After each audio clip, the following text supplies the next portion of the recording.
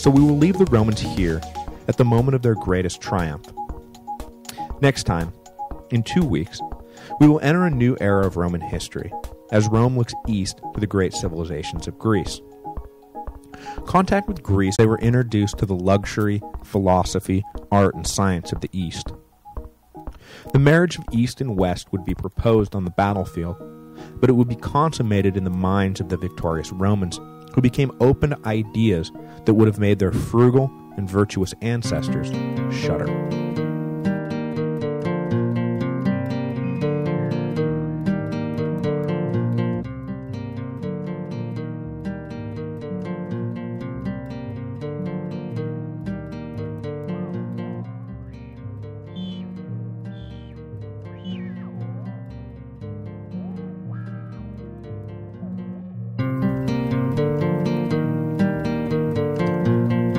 Hello, and welcome to the History of Rome.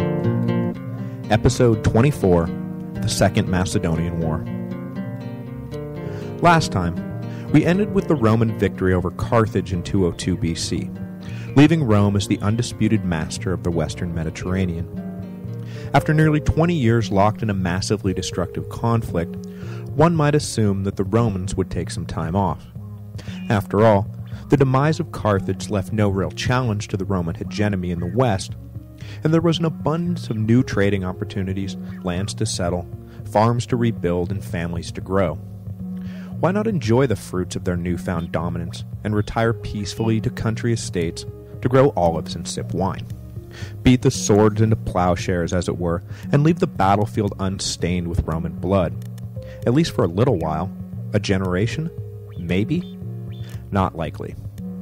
Immediately after winning the West, the Romans wasted no time leveraging their newfound big boy status and embroiling themselves in the cutthroat world of Greek power politics. The rationale behind an intervention in the East is obscure, and at first blush doesn't seem to make a whole lot of sense. The Romans had no long-standing ties in Greece and no true investment in the region. As I've mentioned a few times, the Adriatic divided the Mediterranean into two worlds. The Romans had finally won control of their half. It seemed strange that they would risk what they had just achieved by suddenly launching themselves into the middle of a game they'd never before competed in or stood any real chance of winning without immense effort. But history is what it is, and rather than taking a breath, the Romans moved east as a first step towards capturing the whole of the Mediterranean, a feat never before accomplished, and since the fall of Rome, a feat never again repeated. Roman intervention in Greece was precipitated by a fateful pact between two men who would command the armies opposite the legions in the coming decades, Philip V of Macedon and Antiochus the Great of the Seleucid Empire.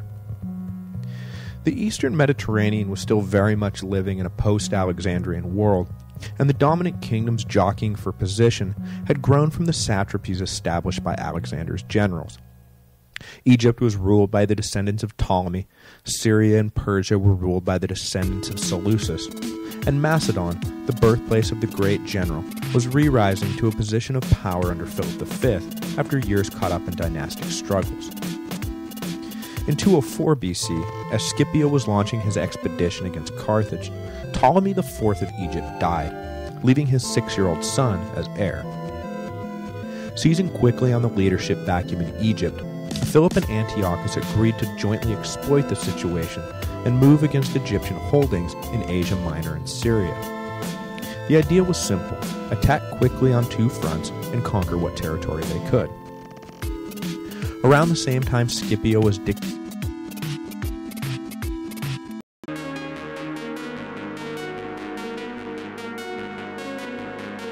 terms to the Carthaginians. Antiochus moved south towards the Red Sea, and Philip moved east, attacking Thrace, the territory west of the narrow sea lane that links the Aegean and Black Seas, called the Hellespont in ancient times, and today called the Dardanelles.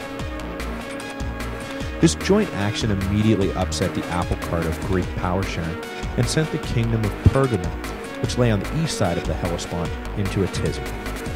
Attalus I, king of Pergamum, smelled absolutely nothing good coming from an alliance between Philip and Antiochus. Attalus' kingdom in Asia Minor bordered both rival powers, It was not hard to divine where the two allied kings would look next when they were done stripping young Ptolemy of his inheritance. But luckily, Attalus had built up invaluable goodwill from the ascendant Romans who were just coming off their big win over Carthage. Attalus had been amongst those allied with Rome against Macedon during the First Macedonian War. Along with the Aetolians, Attalus had helped keep Philip's attention firmly in Greece, and the Romans understood the role this played in their ultimate victory over Carthage. Or at least Attalus hoped they understood, because it was time for them to repay the favor. Pergamum, allied with the island kingdom of Rhodes, was for the time being holding its own against Macedonian encroachment. But in 201 BC, official envoys were sent to Rome to plead for aid. The Roman Senate, while not forgetting their friendship with Attalus, still sent the Greek envoys away without the promise of aid. They had just come off a costly war with Carthage. Now was not the time to go plunging headlong into Greece. But elements within the Senate argued for immediate action. Philip had been moving for years against Rome, and if his ambition was allowed to proceed unchecked, when his attention inevitably turned back to the west, he would come knocking that much richer and that much stronger. If Rome was worried about the cost of a war today, think of what the cost would be tomorrow. It was agreed then that envoys should be sent to Greece to take the temperature of the locals and reassess whether the Romans needed to take a stand now or whether they could afford to wait. On the road to Athens, the Roman envoys were fast concluding that a war with Macedon was the last thing anyone wanted. But, coinciding with their arrival in Athens, the Athenians declared war against Macedon, and Philip ordered a force to pacify Attica. Meeting with Attalus and ambassadors from Rhodes and Athens, the Romans decided to issue an ultimatum to Macedon: clear out of Greece and come to terms with Pergamum and Rhodes, or deal with the consequences. The Macedonian force in Attica retreated, and the message was taken to Philip. The Macedonian king rejected the ultimatum, ordering his forces to attack Athens again, and moved himself back east to the Hellespont, where he launched a campaign to wrest control of the eastern bank from Pergamum.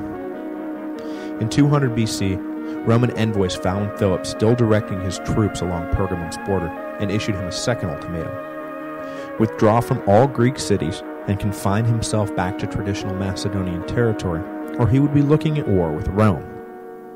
Philip protested that nothing he had done was in violation of the treaty he had signed with the Romans at the end of the First Macedonian War, and they were reaching well beyond their authority if they thought they could dictate policy so far from Italy. The second ultimatum, however, was a mere formality. At the same time Roman envoys were explaining what they would do if Philip rejected peace, they were already launching an army, knowing Philip would never accept Roman terms. Confident after securing allies in Greece, the Senate had changed its tune and decided that war now was preferable to war later. Philip had to be stopped before he acquired more strength. Legions under the command of Publius Galba were sent across the Adriatic into Illyria, the Roman beachhead in the east. What followed was a year of indeterminate skirmishing, with neither side doing much to risk their armies. Philip was still trying to get a handle on whether the Romans were truly committed to a war, and Galba had no real interest in a full-on attack. The next year saw changing consuls, but the continuation of the same policy. Open war was not being courted, and the entire affair seemed destined for countermaneuvers until the two sides made concessions to one another and reached an amenable peace. However, in the third year, 198 BC, things would change. Titus Flaminius was elected consul and given command of Greek operations. He fully embraced the notion that Philip had to be brought low, or Macedon would forever pose a threat to Rome. Beyond these immediate strategic interests, Flaminius himself was a great lover of Greek culture, and saw Roman exposure to and power over Greece to be inherently beneficial and well worth fighting for. Flaminius took a bold stand against Philip, and, hoping to win over the mostly neutral Greek cities, recast Roman policy as a defense of Greek liberty. In this conception, Rome was not another power looking for new territory, but a shield against Macedonian tyranny. This recasting of the struggle won over the elites of the Greek city-states, and momentum began to shift towards Rome. His diplomatic coup well underway, Flaminius matched word with action and went looking for Philip's army, intent on breaking the Macedonians.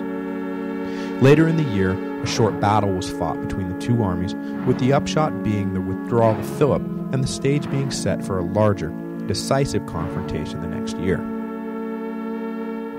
The Greeks were flocking to Rome and away from Macedon. Sensing that the ballgame had changed and the Romans were now serious about the fight, Philip made peace overtures to Flaminius. The Roman consul opened negotiations, but was himself unsure of how he wanted to proceed. The consular elections were coming up, and Flaminius, like so many of his predecessors, was worried about some newbie sweeping in and stealing all his glory. He intentionally dragged out the talks, waiting to hear from his allies in the Senate whether his command in Greece would be renewed or given to someone else. If the Senate ordered the new consul for the year to take over, Flaminius planned to cut a quick peace with Philip and return a hero. If he was kept on as proconsul, however, he would end talks and plan for a new campaign of excuses to explain the slow pace of negotiations, and even advised Philip to send envoys directly to Rome to speed things along. But it was all to buy time, and soon enough Flaminius got word that the Senate had decided to allow him to continue to lead the war against Philip. With that, peace talks were cut off, and Flaminius readied his army for more fighting. Philip, nonplussed at the whole affair, acquired 25,000 mercenaries in an attempt to match the growing Roman allied force, which now included the full-throated support of the Aetolian League, with a collection of cities that had proved so troublesome to Philip during the First Macedonian War. Numbering somewhere north of 30,000, the Romans met Philip and his army at Cynocephali in 197 BC. What followed was not just the decisive battle of the war, but one of the most important turning points in the history of the Western world. The waxing of Rome and the waning of Greece was confirmed that day as the maniple system of the Roman legions decimated the Macedonian phalanx. It was one thing for Rome to defeat other Italians and Gauls or Spaniards and North Africans, but Greece had been the home of the premier military powers of the ancient world: Alexander the Great, Sparta, the navy of Athens. All were ahead of their time and irresistible forces on the battlefield. It was unthinkable for the Greeks to lose in battle to foreigners, and yet, at the end of the day, Rome stood triumphant, and Greek liberty, despite Flaminius's clever propaganda, was snuffed out once and for all. As I mentioned in episode 14, the Romans had taken the phalanx and modified it to be more maneuverable, more versatile, and allow for independent lines of attack. All of these advantages would come into play at Cynocephali. The battle itself came about by accident. In 197, Flaminius marched north from Thebes into Macedonian territory looking for Philip. The two armies encountered each other and fought a brief skirmish, but each pulled out to reprovision and find better ground to fight on. By sheer luck, both armies headed in the same direction looking for provisions. However, the Cynocephali hills divided the two, and they were unaware of each other. The next morning, some of Philip's troops became disoriented in an early fog and marched over the hills. The Romans noticed this sudden appearance of the enemy, and Flaminius ordered some of his cavalry, Numidians now fighting on the side of Rome, to pursue the Macedonians. The cavalry stumbled across Philip's main force, and Flaminius ordered 2,000 troops to press an attack on Philip's camp, forcing the Macedonians to pull up into the hills en masse. After driving off the Roman expeditionary force, Philip ordered his troops